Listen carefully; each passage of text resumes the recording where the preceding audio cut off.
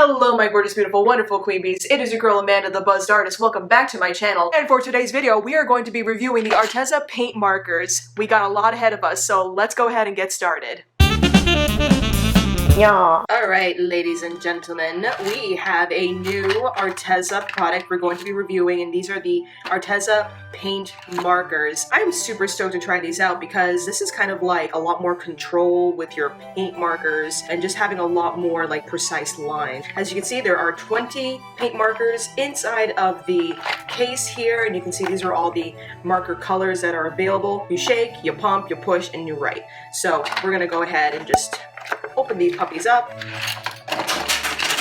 Got doubles of silver, and we also have doubles of gold. And then you have all these other random colors here. So if we take a look at one paint marker and how it's labeled, you got the actual color swatch on the cap itself. Every single paint tube has an instruction on what you got to go and do. And as you can tell, these are all individually wrapped. These are oil-based paints that have pigments in them. So I verified that with Arteza just to make sure that, we were on the same page. These are in fact oil-based pigments, but that means that it will have a little bit of a smell to it when you do use them. Let's just go ahead and start opening up each of these little tubes here. Okay, I actually found a really cool trick on how to actually open the plastic that's on these markers. Instead of having to like individually go in and kind of like painstakingly unwrap everything, just do a nice little twist. You can even do like a little twist back and forth, and that just completely loosens up the paper and you can just pull it right out. Oh, I love that. Much easier than before.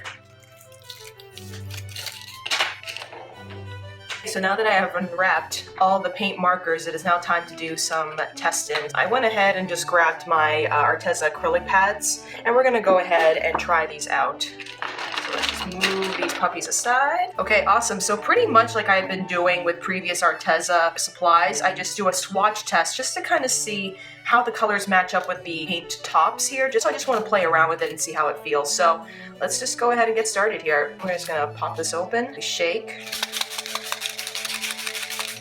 Oh my god. 1 second. Well, you gotta make sure that your tip here is secured in place. Then we just start pumping. So it tells me to do it with my finger. So I'm just go 1, 2, 3, turn it this way, and then you push. So, okay, so you gotta do a lot more pumping, I think. Okay, here we go. So as I'm doing more pumping, you can start already seeing the pigment is coming out on the tip. Here we go. Oh, that is nice. Oh, wow. Okay, so it's coming out very evenly. Oh, I love that. Oh, I like that a lot. Ooh. Ooh. Let's do some more. Okay, long story short, you just have to do a lot of pumping to get these puppies out. All right, here we go. Yeah, look. Oh, that is fantastic. Look at that. Yes, queen. Oh, whoa.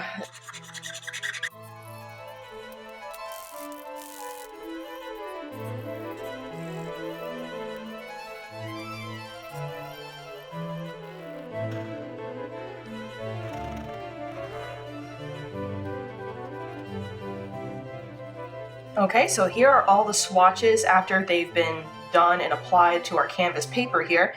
And as you can see, the swatches are pretty good matches to their caps. There's an exception with a few of them, like this particular blue here with this cap. This one definitely dried a lot darker than the cap here, so that's just something to keep in mind. That's why you always swatch. These are two metallic colors, gold and silver, which are really cool. This is just plain white and this is just plain black. Now I just kind of want to play around a little bit with like overlapping some colors, so do a little test run here.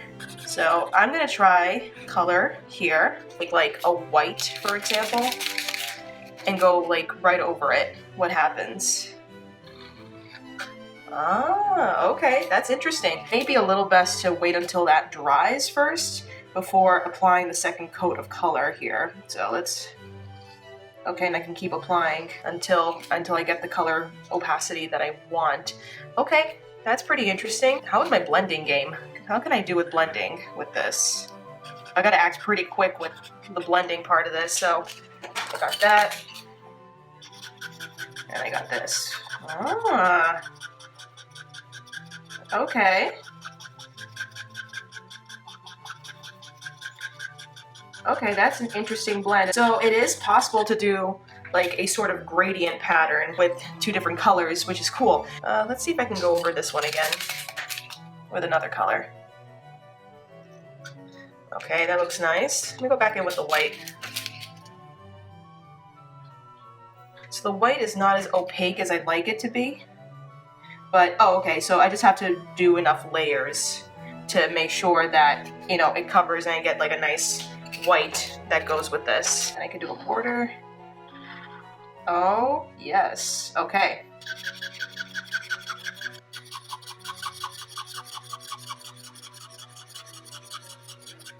Oh my gosh. It looks like with the more light colors is where I really get a nice blend. Ah, I see. Okay. So that's how you can get it done.